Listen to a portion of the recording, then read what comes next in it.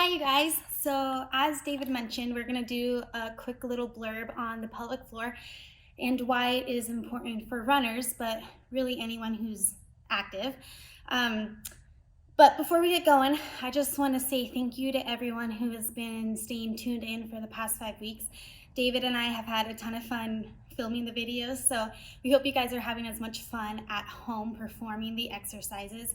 And please keep sending in feedback. We're loving the emails that we are getting and the comments on Instagram and the feedback via the PACE network. So continue to send your feedback our way. We're really enjoying hearing from you guys and seeing what you're thinking of the program. So let's get going. So I brought my pelvic model with me, okay? So the pelvic floor is really a grouping of muscles that helps to assist and support the organs of urination and defecation and sexual function.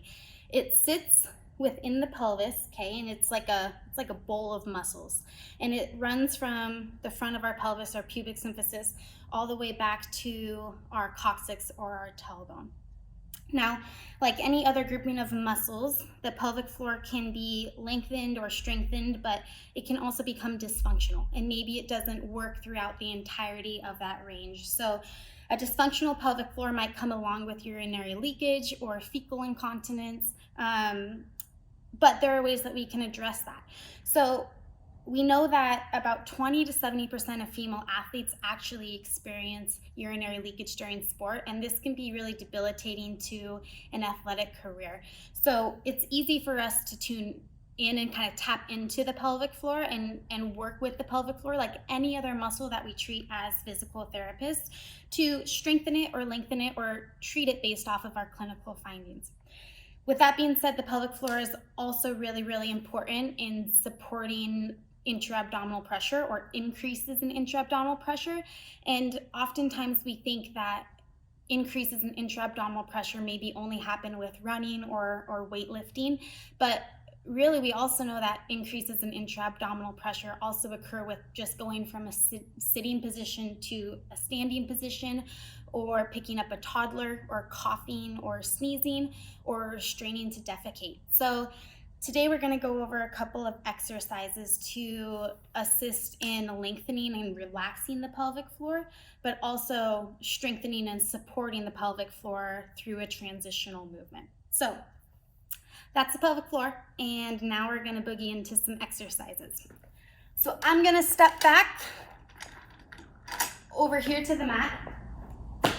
So we know that the pelvic floor should work with the diaphragm in almost a piston effect to, again, help to support that increase in intra-abdominal pressure. So the diaphragm, as our lungs fill with air, drops. Our pelvic floor should also drop and relax, okay? And when we breathe out, the diaphragm should come up and our pelvic floor also comes up and should contract slightly, okay? So as we breathe in, the pelvic floor drops, and as we breathe out, the pelvic floor comes up slightly and contracts. Now, the pelvic floor is wildly complex, and without an internal examination, it's difficult to determine if the pelvic floor is sitting in a lengthened and weakened state, or if it's in what we call a hypertonic and very, very tight state. So there's often a thought that we only need to perform pelvic floor contractions, and oftentimes we need to work on lengthening that muscle group throughout its range, as well as working on strengthening that muscle group. So we're going to start by just doing some diaphragmatic breathing and just pulling in the pelvic floor into our diaphragmatic breathing so that you guys can recognize what the diaphragm and pelvic floor are supposed to do as a team. So I'm going to have you guys hop down on your back. My knees are bent. I'm in a very comfortable position. I'm putting one hand on my chest and the other hand's going on my belly. So the hand on your chest is really just there as a marker so that you guys really work on just breathing with your diaphragm. Your hand on your chest should not be moving up and down. I don't want these accessory muscles doing a lot of work for you. I really want the diaphragm and your belly doing most of the work for you. So, as mentioned, you're going to do a big breath in. And as you breathe in, you're thinking about lengthening those muscles that sit in between the front of your pelvis and your tailbone, okay? And then I'm going to breathe out all the way till I get a little pelvic floor contraction at the end. And then big breath in. lengthening, and as you breathe out, all the breath out, the little pelvic floor contraction happening naturally at the end. Big breath in and out. Keep going. Let's do 2 more. Big breath in and out. And 1 more. Big breath in and out. Good. So when you were working on these diaphragmatic breaths with pelvic floor recognition, I want to strongly encourage that you guys aren't holding your breath and bearing down at the end of that inhalation, okay? Bearing down and putting that kind of force on your pelvic floor is not natural and not a healthy way to load your pelvic floor. So the pelvic floor relaxation and lengthening should happen very naturally, and the pelvic floor contraction at the end of that exhalation should also happen very naturally. It should not be a forced lengthening, nor should it be a forced contraction. If you have any questions about that, let me know. We're going to move into our next exercise, which is also going to be emphasizing lengthening the pelvic floor and relaxing the pelvic floor. So you're going to be in a child's pose position. Now in this child's pose position, my knees are wide, so I get a little stretch on my groin and my adductors, okay? So my pelvic floor is in a lengthened position, and we're going to work on that breathing in this position just like we did on our back. So you're going to take a big breath in, lengthening and relaxing, and breathe out. Small contraction. And big breath in and out. And big breath in and out. And big breath in and out. Good. If it feels challenging to be in that position, throw just like a pillow underneath your butt here to give yourself a little bit of support. But again, as I previously mentioned, with that breathing, we're not bearing down. That's a really nice position to be in, to feel your pelvic floor lengthen and rest in a lengthened position. And then as it comes together, as you breathe out, do a small, slight contraction, okay? All right, let's move on to some of the strengthening exercises. So research shows that exercises like a bird dog or a side plank or a forward plank actually engage our pelvic floor as much as the pelvic floor contraction does. So we're gonna go through the bird dog, and if you guys have been sticking with us for the past 5 weeks, we just did a bird dog.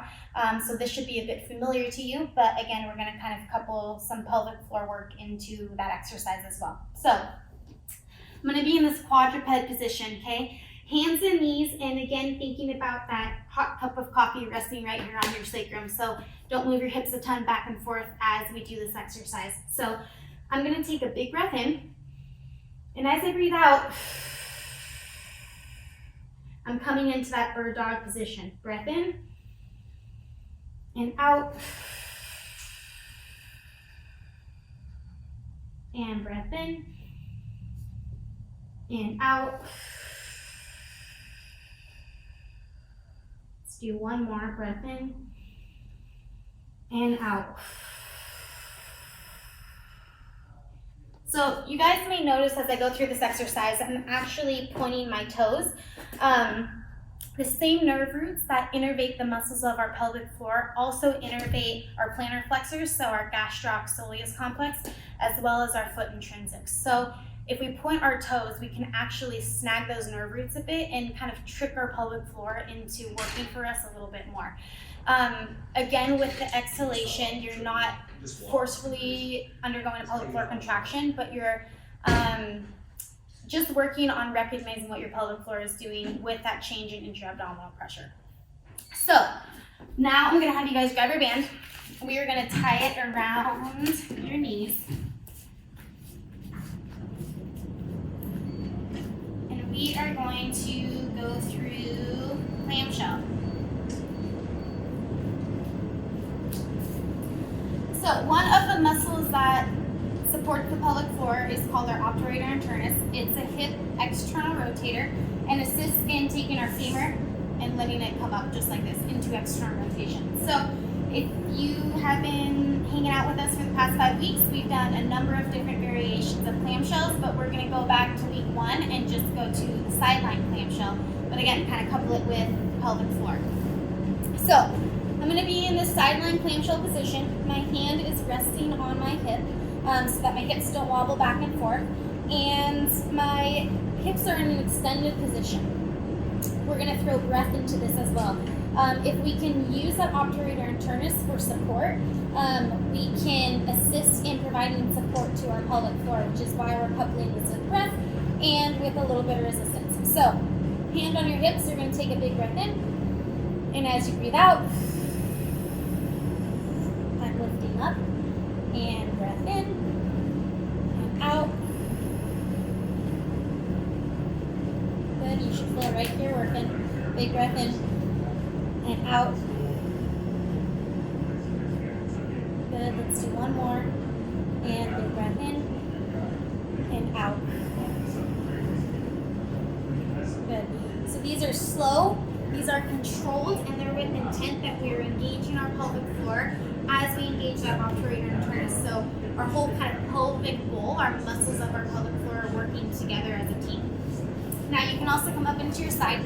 We talked about how side planks can also assist in engaging our pelvic floor. So if I'm on my side, I'm feeling my core and my hips working on the side closest to the ground. My hand's still going to be on my hips. I'm going to take a big breath in and out.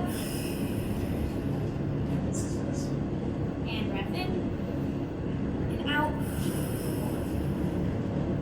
Now being on your side is going to feel like a harder position to be in than just being on the ground. So if you're in the side plank, make sure that you're still keeping your hips nice and locked and leveled. You're not letting them swivel around, and that you're still able to actively engage your hip muscles and your glute as you also breathe and engage your pelvic floor.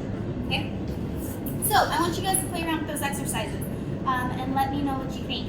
Now, some red flags. If you're feeling any urinary leakage or fecal incontinence, back pain, pain with intercourse, feelings like bulging or heaviness in your pelvis, I encourage you to reach out to a pelvic floor specialist or your PCP, because all of these problems within pelvic floor dysfunction are treatable like any other muscle group.